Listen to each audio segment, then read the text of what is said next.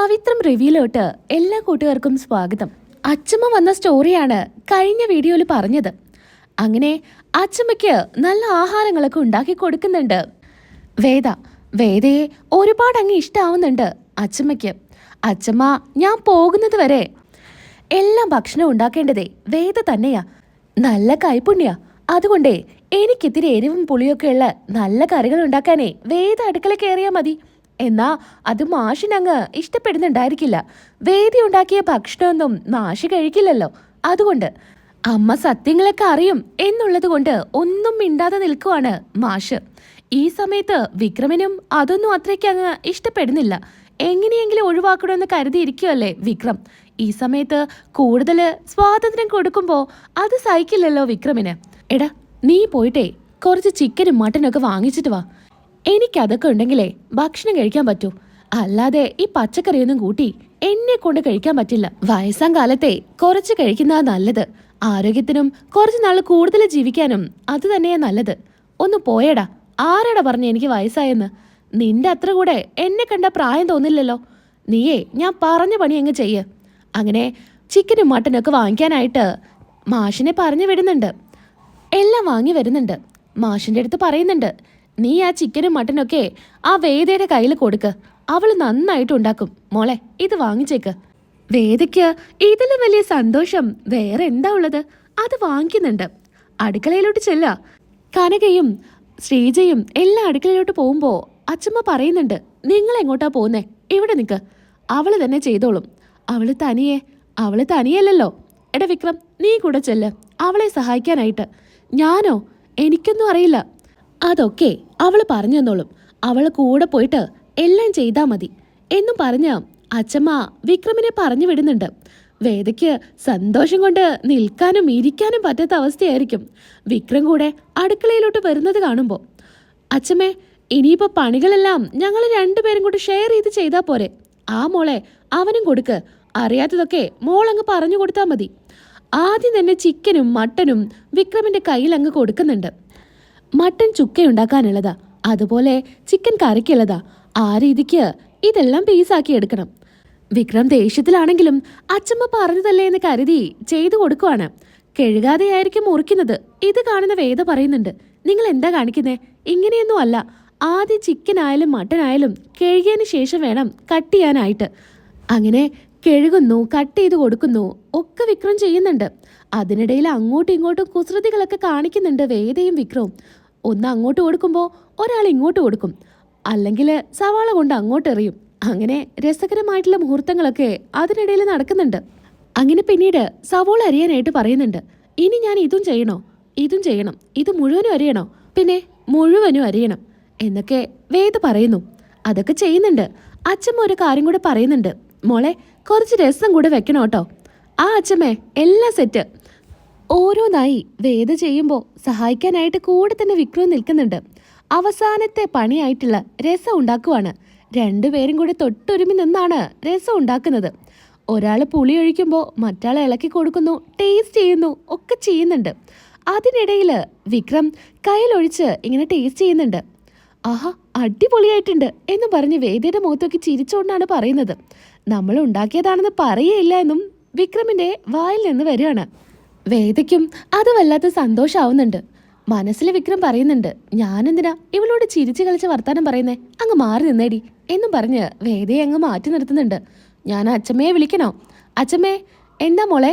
അല്ല ഒന്നുമല്ല, ഇപ്പം റെഡിയാവുമെന്ന് പറഞ്ഞതാ എന്നൊക്കെ പറഞ്ഞ് വേദയും വിക്രവും കുസൃതികളൊക്കെ കാണിക്കുക.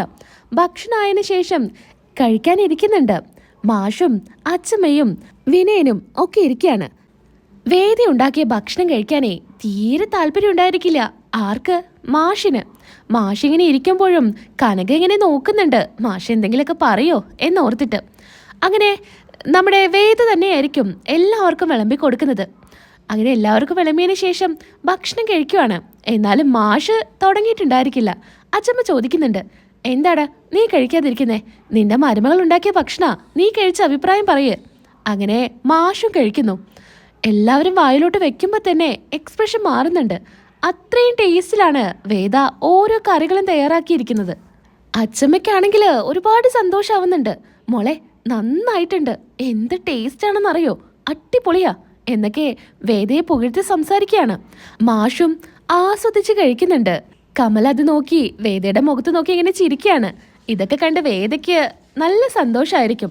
അച്ഛമ്മ കഴിക്കൽ കഴിഞ്ഞ് പറയുന്നുണ്ട്, ഇനി നിങ്ങൾ രണ്ടുപേരും ഇരിക്കുക. ദേ ശ്രീജെ, നീ ഇവർക്ക് വിളമ്പിക്കൊടുക്കുക. അങ്ങനെ വിക്രമിനെയും വേദയെയും ഇരുത്തുവാണ്.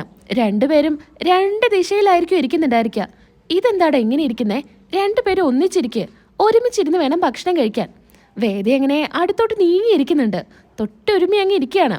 വിക്രമിന് അത്രയും അങ്ങ് പിടിക്കുന്നൊന്നും ഉണ്ടായിരിക്കില്ല. എല്ലാം വിളമ്പി കൊടുക്കുന്നുണ്ട്. വിക്രം എല്ലാം കഴിക്കണം, എന്നിട്ട് എങ്ങനെയുണ്ടെന്ന് പറയണേ. അച്ചമ്മ കൊണ്ടുവന്ന എള്ളുമിഠായി രണ്ടുപേരുടെ ഇലയിൽ വെക്കുന്നുണ്ട്. ഈ എള്ളുമിഠായി ആദ്യം നിങ്ങൾ കഴിക്കാം. വിക്രം അതെടുത്ത് കഴിക്കാൻ പോവാ. എടാ അങ്ങനെയല്ല, നീ അവളുടെ വായിൽ വെച്ച് കൊടുക്ക്, അവള് നിന്റെ വായിൽ വെച്ച് തരും. അച്ചമ്മേ, അതൊക്കെ എന്തിനാ? അതിൻ്റെ ഒന്നും ആവശ്യമില്ല. ഞാൻ പറയുന്ന പോലെ അങ്ങ് കേട്ടാ മതി. വെച്ച് കൊടുക്കടാ മോളുടെ വായിൽ. അങ്ങനെ വേദയുടെ വായിൽ കൊടുക്കുന്നുണ്ട്. വേദ ഇങ്ങനെ അങ്ങോട്ടും ഇങ്ങോട്ടൊക്കെ ഇങ്ങനെ തെന്നി മാറുന്നുണ്ട് കേട്ടോ, കൊടുക്കാതിരിക്കാൻ. ഇതൊക്കെ കണ്ട് അച്ചമ്മ ഇങ്ങനെ ചിരിക്കുന്നുണ്ട്. അവസാനം വേദയുടെ വായിൽ എള്ളുമിഠായി കൊടുക്കുക. അച്ചമ്മേ, സൂപ്പർ ടേസ്റ്റ്, എന്തൊരു ടേസ്റ്റാ. ഞാനേ ഒരുപാട് കൊണ്ടുവന്നിട്ടുണ്ട്, മോൾക്ക് ഇഷ്ടത്തിന് കഴിക്കാം. ഇനി വിക്രമിന്റെ വായിൽ വെച്ച് കൊടുക്കുക. വിക്രമാണെങ്കിൽ വേദ വായിൽ വെച്ച് തരുമെന്ന് കരുതി വായ തുറന്നിരിക്കുക. അപ്പോഴേക്കും ആ എള്ളുമിഠായി വേദ തന്നെ വായിലോട്ട് അങ്ങ് ഇടുവാണ്. ഇതൊക്കെ കണ്ട് അച്ചമ്മയ്ക്ക് വലിയ സന്തോഷമായിരിക്കും. അച്ചമ്മയും അച്ഛനും പ്രേമിച്ച് കല്യാണം കഴിച്ചതാണല്ലോ, അതുകൊണ്ട് പ്രേമിച്ച് കല്യാണം കഴിക്കുന്നവരെയും ഒക്കെ വലിയ ഇഷ്ടമാണ് അച്ചമ്മയ്ക്ക്. ഷോ അത് മോള് കഴിച്ചോ, എന്നാലേ ഇത് അവന്റെ വായിൽ വെച്ച് കൊടുക്ക്. വീണ്ടും വേദ വിക്രമിന്റെ വായിൽ വെച്ച് കൊടുക്കാണ്. അവസാനം ഭക്ഷണം കഴിക്കുന്നതിനിടയിലും അച്ചമ്മ പറയുന്നുണ്ട്, പരസ്പരം അങ്ങോട്ടും ഇങ്ങോട്ടും വായിൽ വെച്ച് കൊടുക്ക്. എന്നാ ശ്രീജയോട് വേദ പറയുന്നുണ്ട് ഒരു ഫോട്ടോ എടുക്കാനായിട്ട്. ശ്രീജയാണെങ്കിൽ നമ്മുടെ വേദയുടെ ഫോണില് ഫോട്ടോയും എടുക്കുന്നുണ്ട്. അങ്ങോട്ടും ഇങ്ങോട്ടും വായില് ഭക്ഷണം വെച്ച് കൊടുക്കാണ്. ഈ നിമിഷങ്ങളൊക്കെ വേദയ്ക്ക് ഒരുപാട് സന്തോഷം തരുന്നതായിരിക്കും. ഫോട്ടോസ് എല്ലാം അമ്മയ്ക്കും മുത്തശ്ശിക്കും അയച്ചു കൊടുക്കുന്നുണ്ട്. മുത്തശ്ശി ആ ഫോട്ടോയൊക്കെ കണ്ട് സന്തോഷത്തിലിരിക്കുക. അപ്പം തന്നെ വേദ ഫോണും ചെയ്യുന്നുണ്ട്. മോളെ, ഞാൻ ഫോട്ടോ കാണുമായിരുന്നു. എന്തായാലും അവൻ നിന്നെ സ്നേഹിക്കാൻ തുടങ്ങിയല്ലോ. എന്താ അമ്മ പറയുന്നേ? അവൻ ഇപ്പോഴും എന്നോട് സ്നേഹമൊന്നുമില്ല. എന്നാലും അച്ചമ്മ വന്ന കാരണം അവൻ്റെ മനസ്സ് ഒന്ന് മാറിയെന്നേ ഉള്ളൂ. അച്ചമ്മയോ? ആ മുത്തശ്ശി, വിക്രമിന്റെ അച്ചമ്മ വന്നിട്ടുണ്ട്. ഇവിടെ എല്ലാവർക്കും അച്ചമ്മയെ നല്ല പേടിയാ, അച്ഛന് വരെ വലിയ പേടിയാ. അതുകൊണ്ട് അവരോടൊക്കെ മുന്നിൽ പറഞ്ഞിരിക്കുന്നത് വിക്രവും ഞാനും പ്രേമിച്ച് കല്യാണം കഴിച്ചതാണെന്നാ. അതുകൊണ്ടല്ലേ ഈ നാടകമൊക്കെ നടക്കുന്നത്. കൊള്ളാം മോളെ. അങ്ങനെ മുത്തശ്ശിയെ കയ്യിലെടുത്തിട്ട് മോള് എല്ലാവരെയും സ്നേഹം പിടിച്ചു പറ്റാൻ നോക്ക് എന്നൊക്കെ മുത്തശ്ശി പറഞ്ഞു കൊടുക്കുന്നുണ്ട്. വിക്രമിന്റെ അച്ഛമ്മയെ കാണാൻ ഞങ്ങൾ അങ്ങോട്ട് ഇറങ്ങുന്നുണ്ട്. പോകുന്നതിന് മുൻപേ കാണാനായിട്ട് വരാം എന്നൊക്കെ മുത്തശ്ശി പറയുന്നു. അങ്ങനെ ഫോൺ കട്ട് ചെയ്യുകയാണ്. പിന്നീടാണെങ്കിൽ അച്ചമ്മയുടെ കാലെല്ലാം തടവി കൊടുത്തും അച്ചമ്മയ്ക്ക് വേണ്ട കാര്യങ്ങളെല്ലാം ചെയ്തും വേദ അച്ചമ്മയുടെ അടുത്ത് തന്നെ ഇരിക്കുന്നുണ്ടായിരിക്കും. പിന്നീട് അച്ചമ്മയുടെ ആഗ്രഹം തറവാട്ട് അമ്പലത്ത് പോയിട്ട് വീണ്ടും താലി ചാർത്താനായിരിക്കും. അത് പെട്ടെന്ന് തന്നെ നടത്തണമെന്ന് മാഷിൻ്റെ അടുത്ത് പറയുന്നുണ്ട്. എന്നാ മാഷിന്റെ സാമ്പത്തിക സ്ഥിതി കാരണം അതൊന്നും വേണ്ട എന്നും പറയുവാണ്. എടാ, അതൊന്നും പറഞ്ഞാൽ പറ്റില്ല. അമ്പലത്ത് പോയിട്ടെ എല്ലാവർക്കും ചെയ്യുന്നത് തന്നെയാ. നിന്റെ മറ്റു 2 മക്കൾക്കും അതൊക്കെ ചെയ്തതല്ലേ, ഇത് ചെയ്തേ പറ്റൂ എന്ന് വാശി പിടിക്കുന്നുണ്ട്. ഇനിയിപ്പോ നീ അങ്ങനെ ചെയ്തില്ലെങ്കിലേ ഞാൻ നാട്ടിൽ പോയിട്ടുണ്ടല്ലോ.